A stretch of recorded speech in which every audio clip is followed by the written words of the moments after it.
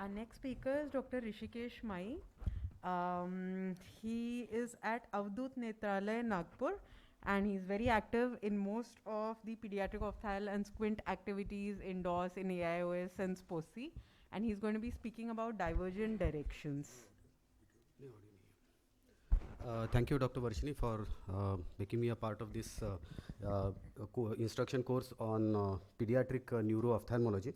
So the topic is quite extensive. I have got 10 minutes. I will try to just briefly mention it into three parts. That is the cranial nerve palsy, the gaze palsy, and myasthenia gravis. Coming to the cranial nerve palsy, this kind of picture you must have seen many times in your OPD. A 16-year-old male who has a motility problem and ptosis in the left eye since early childhood.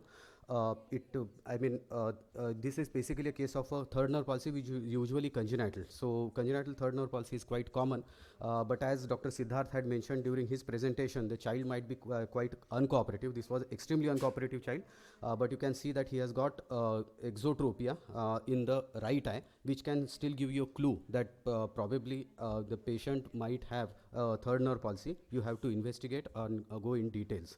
Not every time the third nerve palsy eye will be deviating. Sometimes it might be a fixing eye, because it might be the better seeing eye. Like in this case, it was the right eye with ptosis and ocular motility limitation in the right eye, whereas the left eye was normal, but because the right eye was better seeing, the patient used that for fixation. So the deviation which you get is secondary deviation. So just measure the primary and secondary deviation all the time in order to know which eye is the paretic eye. I am showing it in adult because in child it might be a bit difficult at times. So it was the right eye, and with right eye fixation, what you get is the secondary deviation. Now I'm increasing it to neutralize the exotropia with the prisms. The eye in front of the prism is the the non-fixing eye or the non-dominant eye. So secondary deviation is more than the primary deviation in cases of paretic squint. The third nerve nucleus originates in the midbrain, and it passes in close proximity to the red nucleus and the corticospinal tract. Everybody must have read this in literature about different kinds of syndromes which might be associated. Not very common in children though. What is commoner in children is the aberrant regeneration.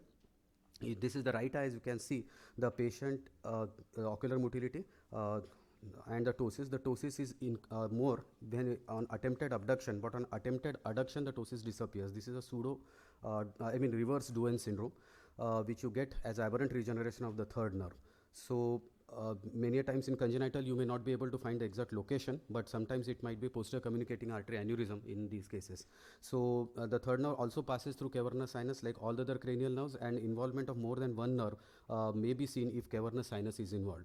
Usually third nerve in children is incompletely, it's an incomplete condition, and the most common muscle involved is the inferior rectus. So looking at the right eye of this patient, you can see that the superior rectus is overacting, and inferior rectus, that is depression in abduction, is limited, and this indicates that the inferior rectus is underacting. So sometimes the patient may be saying some vague ocular movement because he is not aware what exactly is happening, but inferior rectus is usually commonly involved in congenital third nerve palsy.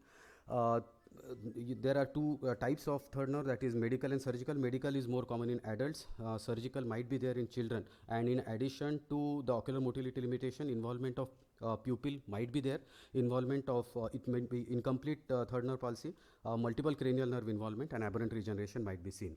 When to image in third nerve palsy, I actually image all my patients of third nerve palsy irrespective of what the cause is, but usually it has been recommended in literature that children less than 10 years or involvement of pupil, history of trauma, multiple cranial nerve palsy, and aberrant regenerations you need to image.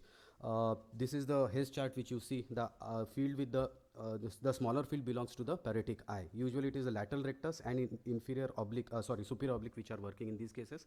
According to literature, the congenital third nerve palsy is mostly incomplete. The radio imaging might show hypoplasia or aplasia of the third nerve in only 30% of cases. The most common muscle involved is inferior rectus, then comes the medial rectus. Now coming to the fourth nerve, when the right eye, when the left eye goes up in right gaze, and the right eye goes up in left gaze, think always in terms of bilateral superior oblique palsy, which is most common type of a fourth nerve palsy, congenital fourth nerve palsy. You can see that the patient also has a superior inferior oblique overaction in the right eye and superior oblique underaction. Checking the ocular movement in children might be difficult at times, needs a lot of cooperation, and you need to spend at least first 5 minutes getting accustomed, or the child accustomed to your environment, but it is rewarding at times. So you can see that the superior oblique in the right eye, in the left eye is also underacting. This nerve is slightly different because it originates at midbrain. It decussates at the level of the inferior colliculus, and then leaves the midbrain or brainstem dorsally, and then comes has a longer intracranial course. So the area at the decussation might get affected during forceps delivery. So if you see a case of fourth nerve palsy, always ask for a forceps delivery, history of forceps delivery. There might be involvement of cavernous sinus, fourth nerve at the level of cavernous sinus orbit, or you can have a isolated fourth nerve palsy. So remember that in fourth nerve palsy, the left eye goes up in right gaze and the right eye goes up in the left gaze, and patient will have a V pattern, which is typical of a bilateral superior oblique palsy. Depending upon, for unilateral superior oblique palsy, the patient will have head tilt in order to compensate for the excyclotorsion. Depending upon the excyclotorsion, the head tilt might be there. In acquired cases, like in trauma, the patient will not have a significant superior oblique underaction. He will have more of an inferior oblique overaction. Always, you can do a 3-step test, Park-Belchowski 3-step test, or simply by tilting the head also you might be able to know whether it is oblique palsy or not. Like in this case, now you can see that the hypertropia is increasing on attempted right head tilt and disappears on left head tilt. So this is a right superior oblique palsy.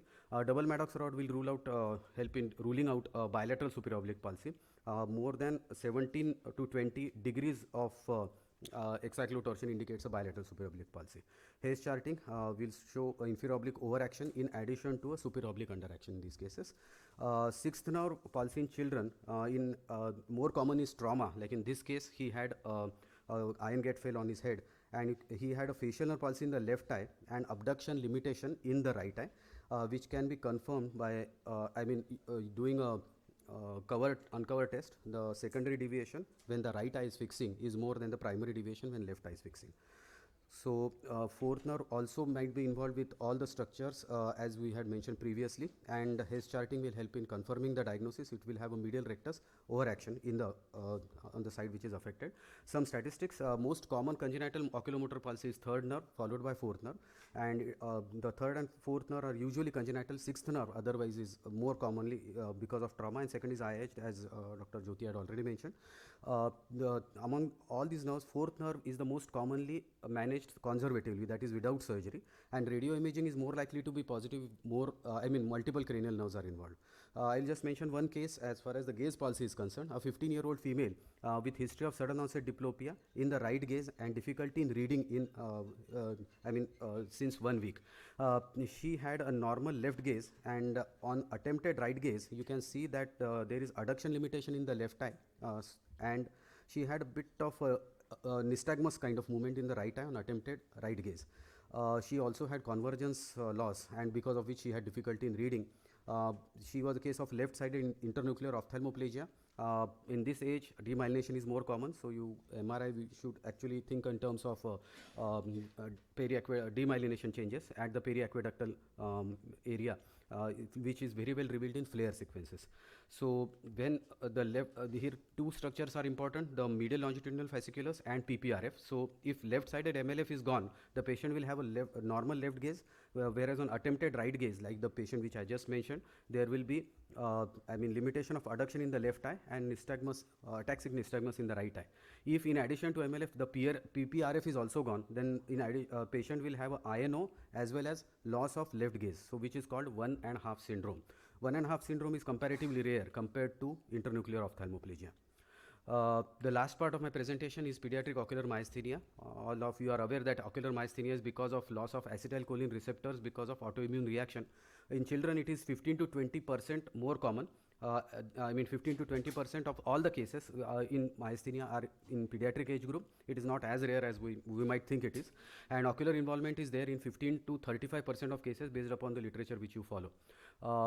Ophthalmoplegia and ptosis are the more common features, but it is a master mimicker. It can mimic any of the cranial nerve palsy. Diurnal variation may not be present in all the cases, but this is a typical case who had ptosis and ophthalmoplegia, which recovers with a ice pack. And tensilon, which you used to use previously, is not available nowadays, so you can use a neostigmine. You can see that on injecting 0.5 ml of neostigmine 15 minutes after intravenous injection, there is improvement not only in ptosis but also in ophthalmoplegia in these cases. So very typical of pediatric ocular myasthenia. You can do additional investigations of electromyography or serological test, which is positive in 85% of cases with acetylcholine receptor antibody. Always do a chest CT scan to rule out thymoma, because removal of thymoma might cause regression in these cases, and they are more common in children. Just 1 minute. Among the treatment part, pyridostigmine and oral steroids are more commonly used, and I think they cause regression in almost most of the cases of pediatric ocular myasthenia. Only thing is you have to titrate the dose depending upon the response which you get the patient. So there is no fixed rule that this dose has to be given and accordingly. This is a child who responded completely with this kind of treatment with pyridostigmine and oral steroid. If they, patient is not responding after 6 months of starting the treatment, you can resort to using immunosuppressives. Most commonly used is azathioprine. Palliative treatment like prisms for diplopia or crutch glasses for ptosis can be used. Ptosis correction has been done by a few clinicians, but better to avoid it as much as possible because of poor bells.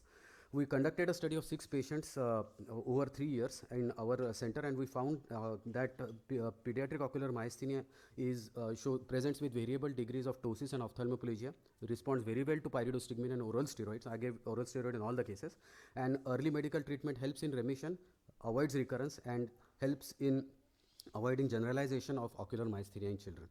I take this opportunity to invite you for the midterm conference of SPOCI, which is scheduled on 19th of June, just another 15 days from now in Nagpur.